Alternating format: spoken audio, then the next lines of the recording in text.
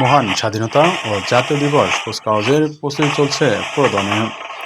ঢাকার তেজগাঁয়ে পুরাতন বিমানবন্দরে জাতীয় প্যারেড স্কোয়ার গ্রাউন্ডে কুচকাওয়াজের জন্য প্রস্তুতি নিচ্ছেন বিভিন্ন সামরিক ও আধাসামরিক বাহিনীর সদস্যরা। চলছে বিশাল প্যারেড আর মঞ্চ নির্মাণের কাজ। ২৬ মার্চ মহান স্বাধীনতা ও জাতীয় দিবসের কুচকাওয়াজে সালাম গ্রহণ করবেন রাষ্ট্রপতি মোহাম্মদ শাহাবুদ্দিন। যোগ দেবেন প্রধানমন্ত্রী তারেক রহমান।